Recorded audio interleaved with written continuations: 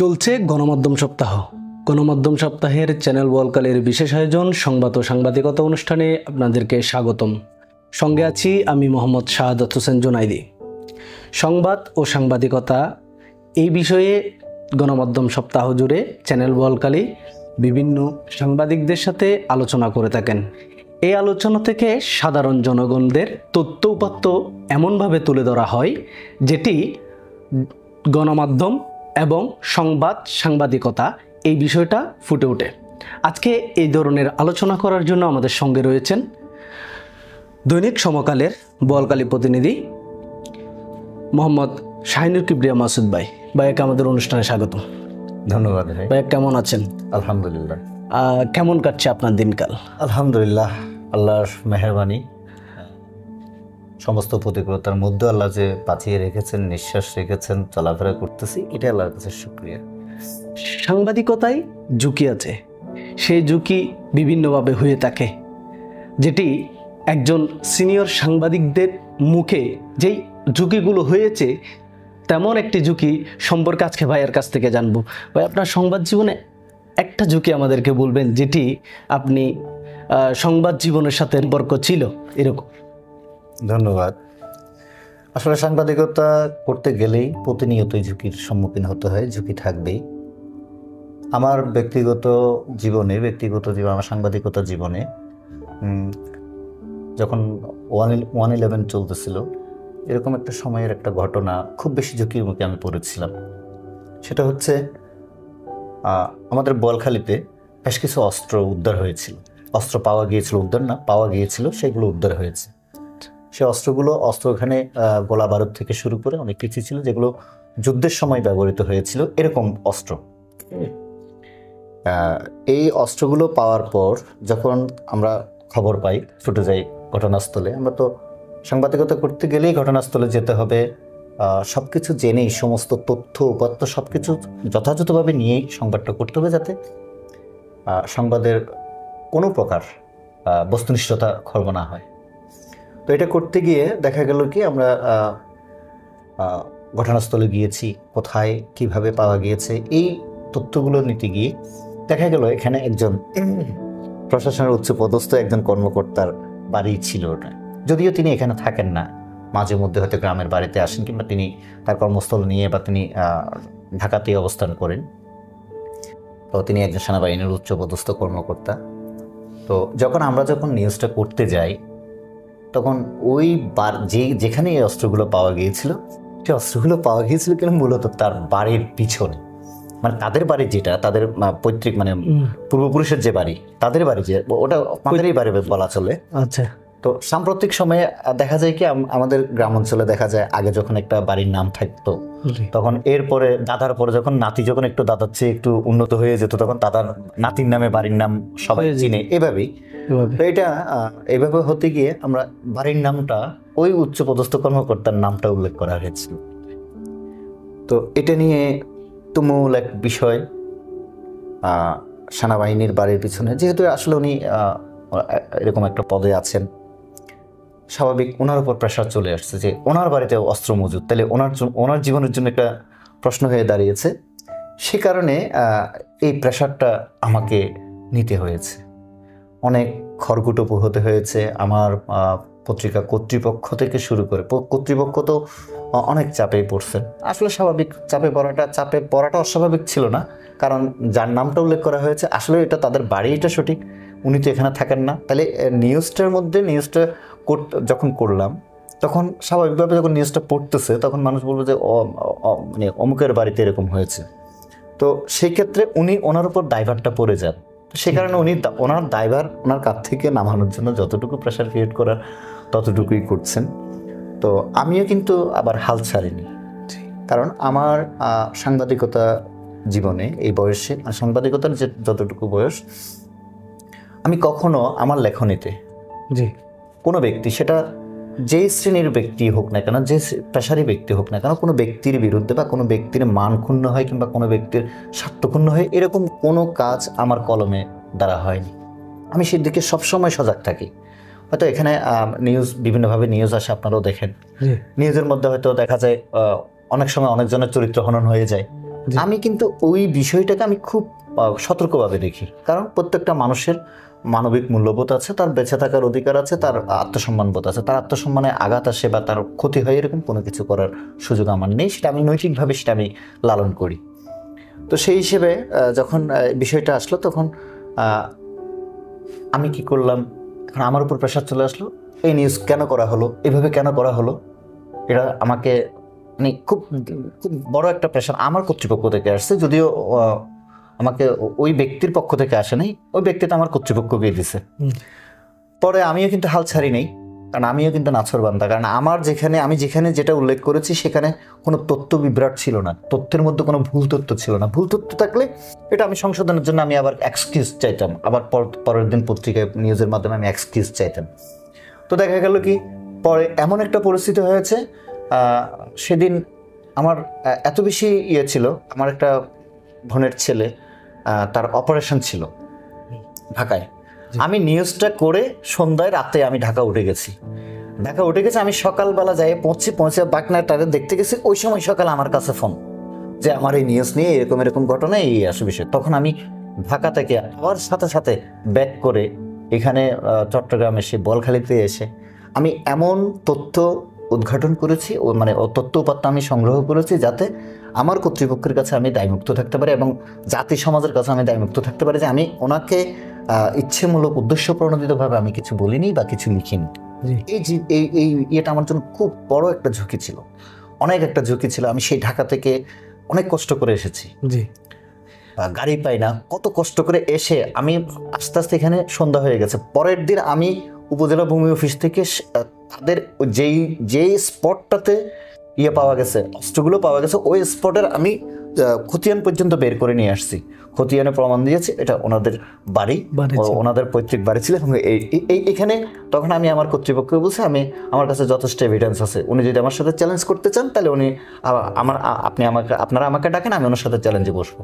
তখন কর্তৃপক্ষ আমার উপর একটু অসন্তুষ্ট হয়েছে, তুমি একটা বিষয় নিয়ে তুমি যদি একটু এক্সকিউজ চাই যদি করে দাও তাহলে এটা হয়ে যায়, মানে ভুল হয়েছে, ভুল সংশোধনী দিয়ে দিলে হয়ে যায়, তুমি এটা না করে তুমি এটা করতে পারবে না। তখন বললাম না, আমি সাংবাদিকতা ছেড়ে দিব, বাট আমি আমার নীতি ছাড়তে পারবো না।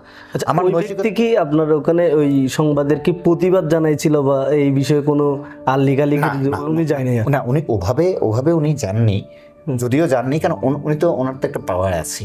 জি, স্বাভাবিকভাবে জানেন যে এখন আপনার সাথে আমি ব্ল্যাক অ্যান্ড হোয়াইট প্রতিবাদ জানালাম না, কিন্তু মৌখিকভাবে তো আমি আপনাকে বলতে পারি, একটা বিষয় আপনাকে শেয়ার করতে পারি, আপনার উপর একটা আবদার করতে পারি, কিংবা আপনার উপর একটা প্রেশার ক্রিয়েট করতে পারি, হয়তো যদি আমার সেরকম থাকে।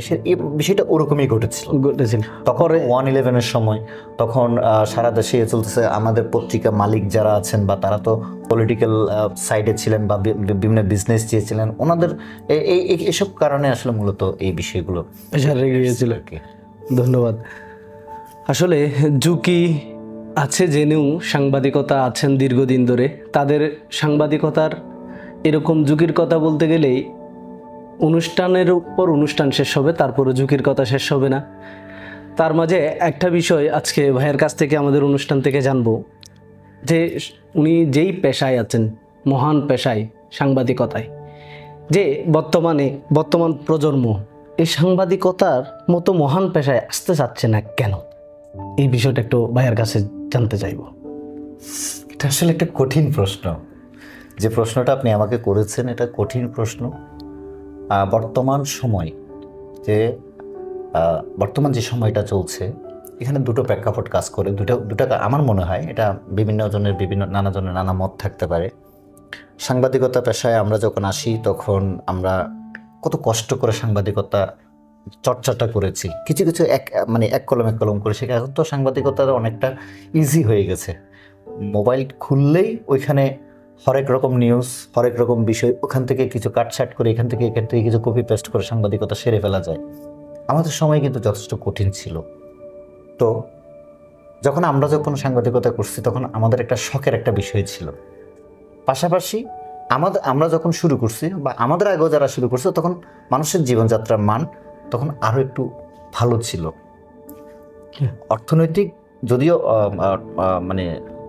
অর্থনৈতিকভাবে মানুষ যদিও একটু ছিল, জীবনযাত্রা তখন একরকম ছিল। এখন ব্যয়বহুল সমাজে জীবনযাত্রা মানুষের ছন্ন বিচ্ছন্ন হয়ে গেছে। আমার আপনার হয়তো দেখা যাচ্ছে কি আমি মুখে বলছি না, কিন্তু আমারও একই অবস্থা চলতেছে, এরকমই তো বিষয় বর্তমান যে সময়টা যাচ্ছে অর্থনৈতিকভাবে। তো এই ব্যয়বহুল সমাজে যারা নতুন প্রজন্ম, তাদেরও তো একটা ব্যয় নির্বাহের একটা বিষয় আছে। আমরা যারা মফস্বলে সাংবাদিকতা করি, পত্রে কাজ করি, আসলে আমাদের যারা কর্তৃপক্ষ আছেন তাদের পক্ষ থেকে তো আমরা যে পরিমাণ পরিশ্রম, যে পরিমাণ মেধা, যে পরিমাণ ঐকান্তিকতা আমরা পত্রিকা বা যেটার সাথে সংশ্লিষ্ট তাদের প্রতি দেখাই, ওই কর্তৃপক্ষের প্রতি দেখায় বা ওই পত্রিকা কিংবা ওই চ্যানেলের প্রতি দেখায়, ওই কর্তৃপক্ষ কিন্তু আমাদের প্রতি সেই সুবিচারটা করে না। যদিও কাজীর গরু গোয়ালে আছে, কাতাবে আছে, গোয়ালে নাই, এরকমই অবস্থা আমাদের। তো সাংবাদিকদের যে ওয়াইস বোর্ড আছে, ওয়াইস বোর্ড অনুসারে যদি সাংবাদিকদেরকে সেই দেওয়া হয়, বিশেষ করে মফস্বলের যারা নগরে আছে বা যারা স্টাফ রিপোর্টার হিসেবে তারা পাচ্ছেন। আমরা যারা মফস্বলে আছি, আপনি নগর বেস যদি দেখেন, নগরে কয়জন সাংবাদিক আছে আর মফস্বলে কয়জন সাংবাদিক আছে, দেখবেন একটা পত্রিকার ধরেন ব্যুরো অফিস, একটা পত্রিকার অফিসে ধরেন আপনার 20 জন থাকলো, আর সারা দেখা গেল কি এটা শুধু নগর বেস, আর প্রত্যেকটা উপজেলায় কিন্তু একটা করে প্রত্যেকটা পত্রিকা বা কিংবা চ্যানেলের প্রতিনিধি রয়েছে। এখন আসেন, পরিশ্রমটা কিন্তু মূলত যদি মফস্বল যদি না থাকে, পত্রিকা কিংবা কোনো মিডিয়া কিন্তু চলবে না। নগর বেসড সাংবাদিকতা দিয়ে সংবাদ দিয়ে কখনো হবে না। তো আমরা যারা মফস্বলে আছি, আমরা যারা কাজ করি, আমাদের সেই রকম মূল্যায়ন হয় না। আমরা ওয়াইস বোর্ড অনুসারে যদি আমাদেরকে যদি মূল্যায়ন করে, তাহলে দেখা যাবে কি আমরা মোটামুটি খেয়ে পরে চলা যাবে। এখন এই বর্তমানে যেহেতু সেটা নেই, পত্রিকা কর্তৃপক্ষের কাছ থেকে কোনো ফিডব্যাক নেই, ঘরের কে কতক্ষণ পর্যন্ত ওখানে কাজ করবে, সারাদিন সাংবাদিকতার পিছনে দৌড়লো, ঘরে আসলো, ঘরে এসে সে তার নিজের যে খরচ সেটা তো সে নির্বাহ করতে পারবে না। তখন তাকে করতে হবে কি, হয়তো বা ওই যে বিভিন্নভাবে বিভিন্ন উপায়ে, অসৎ উপায়ে তাকে 2টা টাকা ইনকাম করতে হবে। বর্তমান সময়ে বর্তমান যে প্রজন্মরা, আমরা এক সময় আমরা অনেক কিছু সয়েছি, বর্তমান প্রজন্ম কিন্তু অত কিছু সয় না, যার কারণে তারা এই বিষয়টাকে যে সাংবাদিকতা করবো, ঠিক আছে, মহান পেশা, পেশা হলে তো হবে না, পেটে তো ভাত জুটতে হবে। যে পেশায় এসে পেটে ভাত জুটবে না, সেই পেশায় আসবে কেন? এই ধারণা থেকেই মূলত বর্তমান প্রজন্ম এই সাংবাদিকতা পেশায় আগ্রহী হচ্ছে না বলে আমার মনে হয়। আরেকটা বিষয় আছে,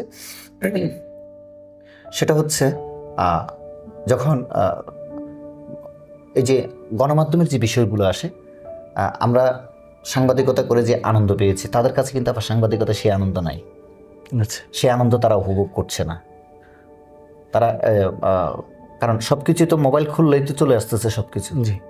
সাংবাদিকতার যে আনন্দ, সেটাও তারা উপভোগ করতে পারছে না বা করতে পারবে না হয়তো বা, কারণ তারা তো দেখতেছে এখানে আসছে, ওইখান থেকে একই নিউজ, তো আমাদের স্পটে যাওয়ার দরকার কি, ওখানে যাওয়ার দরকার, এখানে যাওয়ার দরকার কি, তাহলে এখানে বসেই করে দিই। তাহলে এখানে বসে করে এটা কি সাংবাদিকতা? তাহলে সাংবাদিকতাটা কি তারা বর্তমান সময়ে সেটাই বুঝতেছে না, বিদায় এটার প্রতি আগ্রহী হচ্ছে না বলে আমার মনে হয়। ধন্যবাদ। যে ভাইয়া বলছিলেন, ভাইয়ার কথায় সাংবাদিকতায় আসার জন্য যে তারা যেই পরিশ্রম করবে সেটা তারা করতেছে না করার কারণে আনন্দ এবং অভিজ্ঞতা কোনোটিই পাচ্ছে না, বিদায়ী সাংবাদিকতায় কেউ আসতে যাচ্ছে না।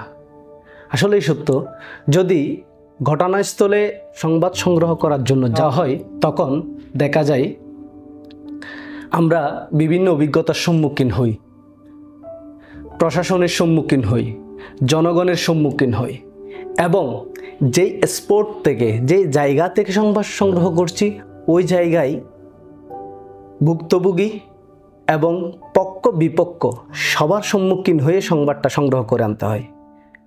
যারা সামাজিক যোগাযোগ মাধ্যম খুলে সাংবাদিকতাকে সহজ মনে করছেন, আসলে তাই নয়।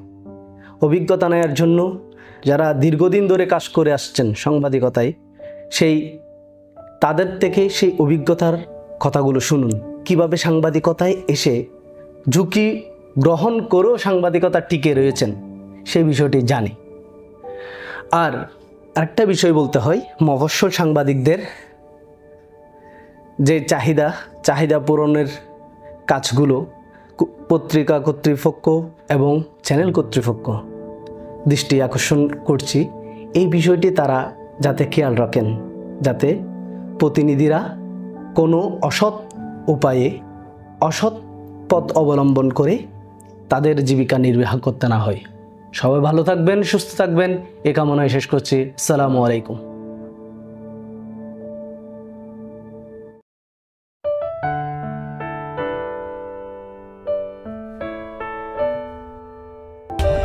For more updates, subscribe to our channel, click the show links and enjoy watching the videos.